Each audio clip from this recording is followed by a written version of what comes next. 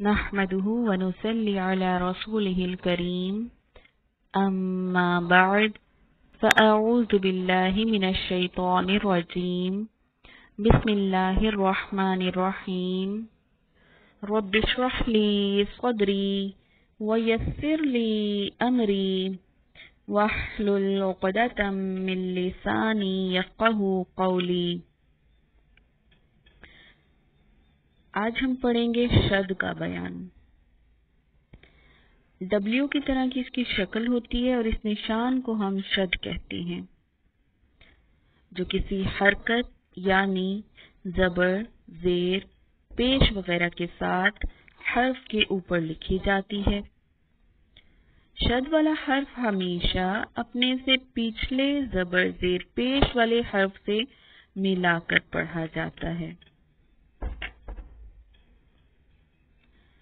عربی زبان میں جب بھی ایک طرح کے دو حروف ایک لفظ میں جمع ہو جائیں کہ پہلا جزم والا اور دوسرا حرکت والا ہو تو دو حروف لکھنے کی بجائے ایک حرف لکھ کر اس پر شد کا نشان بنا دیا جاتا ہے۔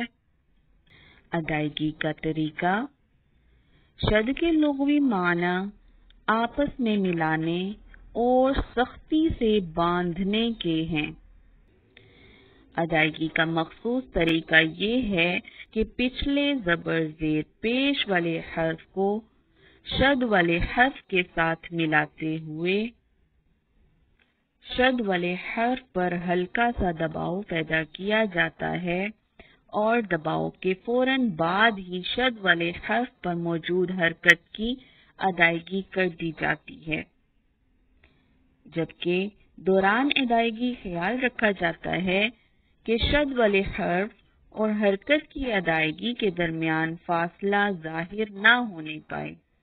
جیسے مثال دیکھتے ہیں، حمزہ زبر سین ساکن اس، سین زبر سا، اسا۔ اب دیکھیں، سین کے اوپر ہلکا سا دباؤ آیا اور سین یہاں پر 2 مرتبہ استعمال ہوا۔ عربی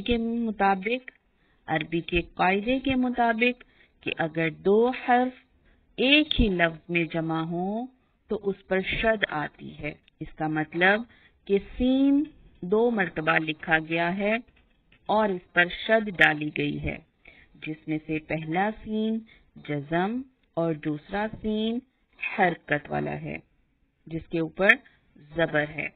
اس، اش، اف، از۔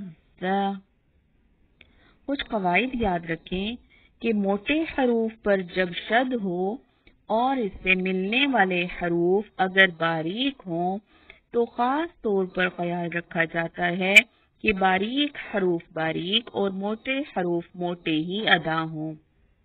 موٹے حروف پر جب شد ہو تو شد والے دونوں حرفوں کو ایک جیسا برابر کا موٹا پڑھتے ہوئے ادا کیا جاتا ہے۔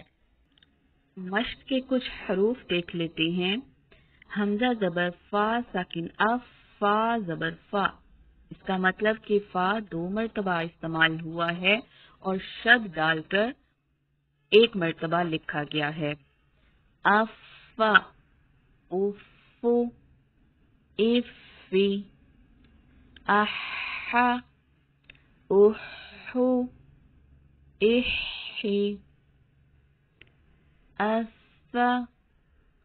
اس، اف۔ اس طرح یہ تمام حروف آپ نے دیکھ لینے ہیں۔ اب شد والے نون کی بات کرتے ہیں کہ شد والے نون پر غنہ کرنے کا طریقہ ہوتا ہے، یعنی نون شد کے غنہ میں زبان کو نون کے نکلنے کی جگہ پر ہلکے سے دباؤ کے ساتھ لگاتے ہوئے آواز کو ناک کی جڑ سے 1 الف کی مقدار کے برابر جاری رکھ کر ادائیگی کی جاتی ہے۔ جیسے حمزہ زبر نون ساکن ان، نون زبر نا، 2 مرتبہ ہے نون، अन्न, यूं करके हम इसकी आवाज निकालेंगे जिसमें गुन्ना होगा और गुन्ना की मिकदार एक अलिफ बराबर होगी। अन्न, उन्नु, इन्नी। इसी तरह मीम वाली शद पर गुन्ना का तरीका, मीम शद के गुन्ना में होंठों के अंदरूनी खुश्क हिस्से यानी जो मीम का मखरज है हल्के से दबाव के साथ मिलाकर आवाज को नाक की जड़ से एक अलिफ की मिकदार के बराबर जारी रखकर अदायगी की जाएगी। जैसे हमजा जबर मीम साकिन अम, मीम जबर मा, अम्मा, उम्मु, इम्मी, अम्मा, उम्मु, इम्मी। शद की मश्क के कुछ हरूफ देख लेते हैं जिसमें जितने कवायद हमने पढ़े जैसे हरकात, हरूफ मद्दा, खड़ी हरकात, हरूफ लीन, ये तमाम कवायद इस्तेमाल होंगे।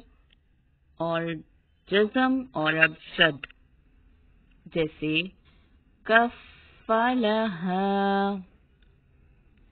कफ़ शद की वजह से कफ़ 2 मरतबा फा है, कफ़लहा अलिफ मद्दा, यकुफ़ून आखिरी नून की हरकत को कंट्रोल करेंगे, बढ़ाएंगे नहीं। यज़िफ़ून, यज़िफ़ून, वुफ़ियत, शुह, लियुमहिस, शुह, अलमुसहरीन, वबस्सा, यबुस्सु, बस्सी, अस्सुलुसु, फमहिली, अलवहाबु, तलहा, अलक़हारु। इस तरह आपने इन हरूफ की मश्क करनी है। इसी तरह कुतुब जद वाले हरूफ में जब शद आएगी तो सख्ती भी आएगी। आवाज और सांस बैक वक्त रोकते हुए अदायगी होगी, लिहाजा आवाज में सख्ती और खूब बुलंदी पाई जाएगी। जैसे फतलक्का, लक्का। एक जज़म वाले कॉफ को जब अदा किया आवाज और सांस बैक वक्त रुकी। फतलक्का, हुक्कत, वयुहिक्कु, लिलहक्कि, अत्तागूती, अत्तागूती, अत्तलअ, अत्तूरी, उत्तिलत। इस तरह आपने इनकी प्रैक्टिस कर लेनी है। अगला टॉपिक देखते हैं कि जिसमें शद के बाद शद का बयान है, यानी कुरान पाक में ऐसे कई हरूफ हैं जिसमें 2 मरतबा शद का इस्तेमाल होता है, जिन्हें सहूलत से पढ़ने का तरीका ये है कि पहले शद वाले हर्फ को बिल्कुल जज़म के साथ पढ़ा जाता है और फिर फौरन ही इसी हर्फ को दूसरे शद वाले हर्फ के साथ मिलाकर पढ़ लिया जाता है। मिसाल देखते हैं, जैसे यसद,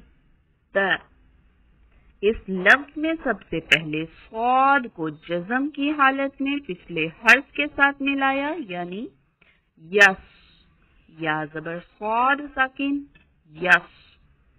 और आप महसूस करेंगे कि बाकी सिर्फ शद की सादा सी अदायगी रह गई, जैसे क़द, चुनाचे यसद की मुकम्मल अदायगी यूं होगी यस्फ़द, ठीक है।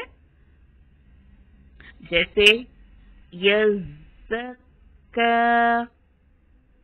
यज़ जज़म वाला जा या के साथ मिला और जा की जबर काफ एक काफ की जज़म के साथ मिली। जैसे जा भी 2 मर्तबा है और काफ भी 2 मर्तबा है। पहले वाला जा और पहले वाला काफ जज़म है। यज़्ज़क्का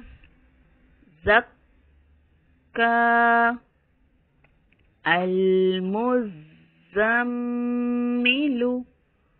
हमने पढ़ा ना कि मीम के ऊपर शद होगी तो गुन्ना होगा, नाक में आवाज जाएगी, तो ख्याल रखना है अल-मुज़्ज़म्मिलु,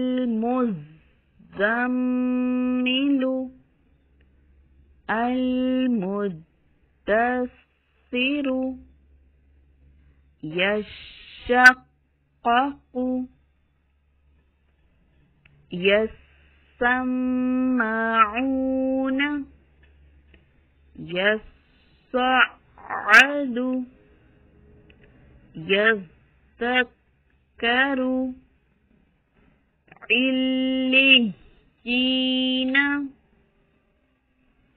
रिब्बियून, इन्नस्सम्अ। हमने नून का कायदा पढ़ा था ना कि नून के ऊपर शद आएगी तो गुन्ना होगा, ख्याल रखना है इसका। इन्नस्सम्अ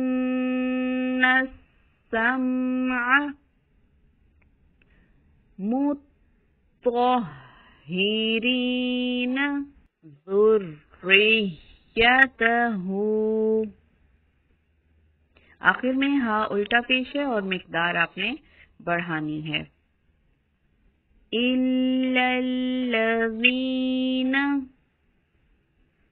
मिनत्तय्यिबाति अशद्दन्नासी। इस तरह आपने इनकी अदायगी कर लेनी है और इस मश्क को बहुत ज्यादा मेहनत की जरूरत है, बहुत ज्यादा इसकी दोहराई की जरूरत है।